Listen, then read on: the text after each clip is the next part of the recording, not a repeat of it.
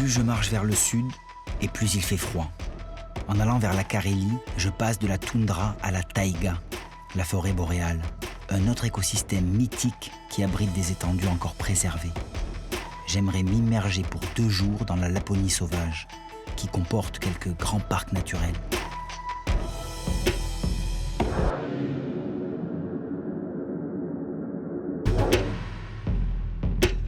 En général, les grandes réserves comme ça ont une espèce d'accueil, une sorte de centre d'information un peu. Et c'est là que je dois retrouver l'équipe de scientifiques, dont Alexander qui va m'amener au cœur de la réserve Lapone. Здравствуйте. Bonjour. Parlez français. Alexander? C'est moi. Alexander. Anatoly. Anatoly. Serge. Serge. Serge ou Sergei? Anatole, Serge. Serge, Anatole. Alexandre. Alexander. Alex. Ok. Go.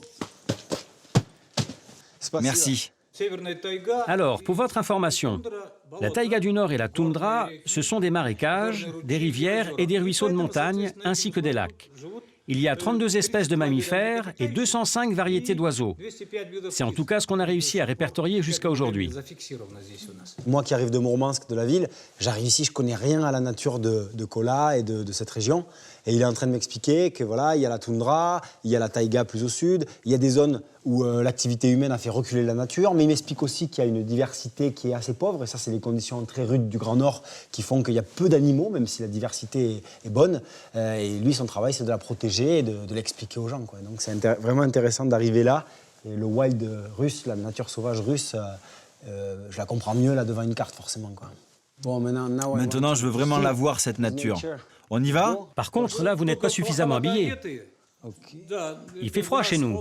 Il y a de la neige, il y a du vent. Vous allez avoir froid sur la motoneige. Je veux cette couleur. Il y a une combinaison ici, prenez-la. Ok. Il me dit que je suis mal équipé. C'est gros dur ici. Tac. Aïe. Très bien. Allez, je le suis.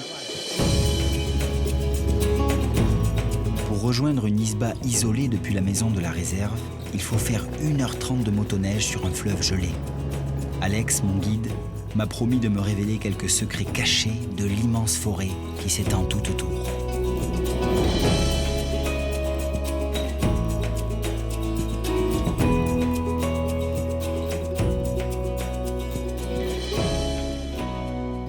Ça, c'est le nid du cygne.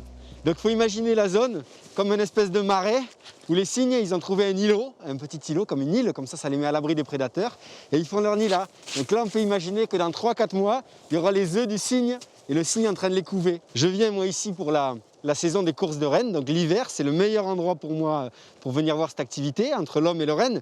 Mais la nature, elle est beaucoup plus discrète que si je venais l'été. Bon, ben voilà, moi je suis là, mais j'ai peur qu'on ne voit pas beaucoup d'espèces. Par contre, il y a des traces. Il me dit, ici, il y a le cygne qui vient nicher, il y a l'ours qui est passé. Et ça, c'est quoi? What is this footprint? Wolverine, da. Le glouton. Ici, il y a même le glouton qui est passé. Mais l'hiver, c'est Запахи остались от гнезда. difficile de voir les animaux.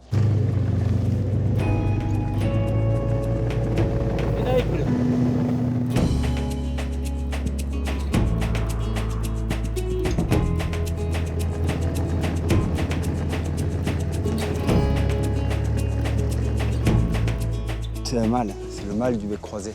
Ça, c'est un oiseau vraiment typique de la forêt boréale. Regarde Rémi là-bas, il y a des empreintes d'élan. Следы лощей. Ouais, c'est une voie fraîche. Ça, c'est l'élan, c'est les traces de l'élan en fait. On voit 2 gros onglons comme ça, et ça, c'est l'arrière de la patte Это qui маленькие marque. пальцы, да, эти маленькие. Ah, excellent. Oh, la patte. Ah, great. C'est bon ça. Ouh. Ah, il se bat. Et qu'est-ce que tu penses de la relation entre le peuple russe et cette nature magnifique et si riche? Les Russes aiment beaucoup la nature. Les gens qui travaillent dans les usines, les militaires aussi, partent dans la nature dès qu'ils en ont l'occasion. Ces derniers temps, le tourisme vert s'est beaucoup développé. C'est un bon moyen pour nous de s'évader, de passer du bon temps. Les gens ne chassent pas, ne pêchent pas, ils n'ont pas d'activité particulière, Ils ne font qu'observer la nature. C'est une très bonne chose. Les Russes seraient-ils en train de se réensauvager? De retourner à la nature, comme me l'assure Alex? Quoi qu'il en soit, elle n'offre pas ses richesses sur commande. On a passé toute la journée à chercher les animaux, mais on a fait chou blanc. La nuit est déjà là. Et les aurores boréales, particules de vent solaire pénétrant dans l'atmosphère, nous consolent. Il faut persévérer. Espérons que le lendemain, le renne sauvage daigne enfin se montrer.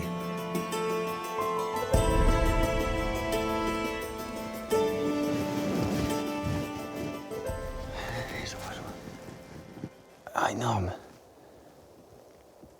Et là, il ne nous voit pas. C'est important d'être sous le vent, non? Oui, le vent est dans le bon sens. Ils ne peuvent pas nous sentir, là. Ils ne nous sentent pas, ne nous entendent pas. Et est-ce que parfois, l'élan et le renne se rencontrent dans la nature? Dans la région du Lapland, oui. L'élan passe l'hiver dans les forêts de pins, car il y a moins de neige. Ça lui permet de trouver sa nourriture, comme le renne, qui lui se nourrit de lichen. Ils partagent tous les deux le même territoire. Et ils se battent jamais. Non.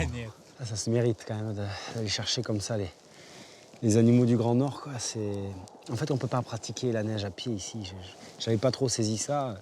Moi, il y a quelques jours, j'étais encore en France. Et c'est vrai que là, je me retrouve dans la nature arctique. Et voilà, sans Alex, j'aurais jamais vu les cervidés du Grand Nord à l'état sauvage comme ça. Merci pour ce cadeau. Gift.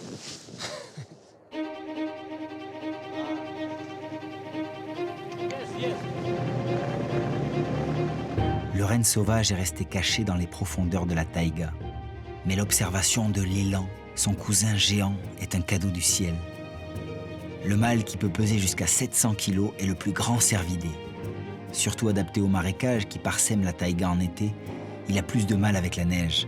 Et c'est pourquoi on ne le trouve pas dans les régions plus nordiques que la péninsule de Kola.